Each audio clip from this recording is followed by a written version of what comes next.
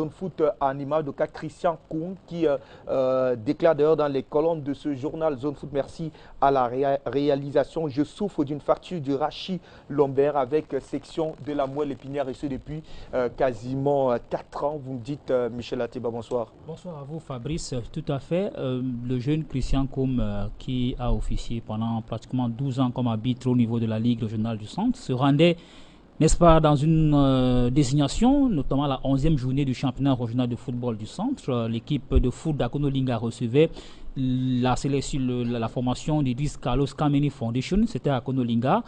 Ils ont eu, ou alors lui et ses coéquipiers, le tuyau arbitral a eu un accident de route au niveau, n'est-ce pas, d'Hawaï.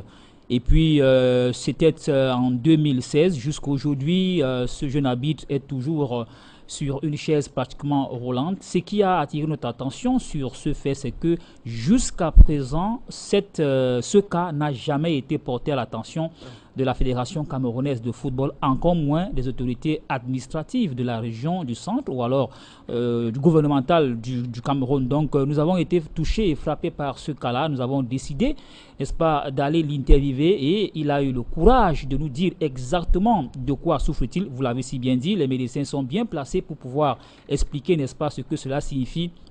Le rachis lombaire, mais ce qui est sûr, c'est que M. Christian Koum est sur une chaise roulante depuis pratiquement 4 ans. Jusqu'à présent, ni les assurances, ni l'agence de voyage dont je ne voudrais pas citer ici, ni la fédération, ni la Ligue régionale du Centre, qui au début, à travers M.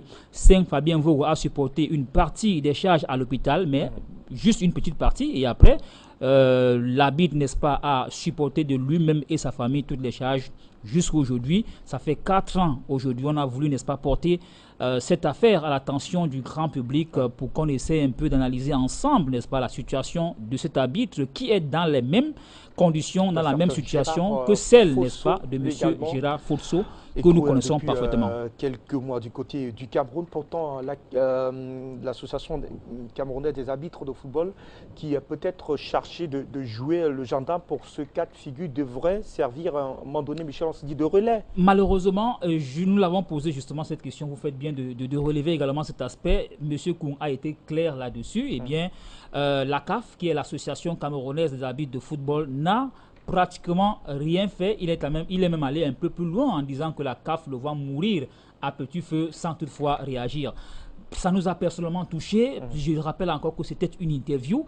Et lorsque vous avez, n'est-ce pas, des propos pareils, je pense qu'en tant qu'humain, même si vous avez un cœur, vous avez envie, n'est-ce pas, que ce cœur-là, n'est-ce pas, se relâche ou alors se lâche pour pouvoir, n'est-ce pas, on va dire quoi, exploser, n'est-ce pas, en sanglots. Parce que ce cas-là, si vous le voyez physiquement, les images, merci à la réalisation, les images sont pratiquement pathétiques. Vous voyez bien, n'est-ce pas, ses membres inférieurs, il n'arrive plus à marcher et on se pose bien la question, comment est-ce qu'un arbitre qui a pu officier pendant 12 ans au sein d'une fédération est dans une situation pareille que la fédération n'arrive même pas à s'en informer. C'est vrai qu'elle n'a pas été informée, mais la fédération peut également s'informer d'une situation puisqu'il a été désigné. C'est lui qui le dit.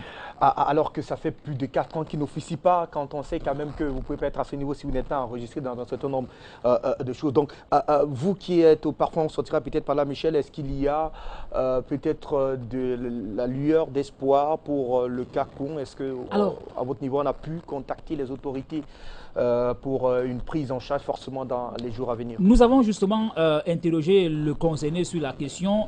Pour le moment, il n'est pas assez, il ne dit pas assez grand, mais ce que nous savons, c'est que son cas serait associé, n'est-ce pas, à celui de M. Gérard Fourceau.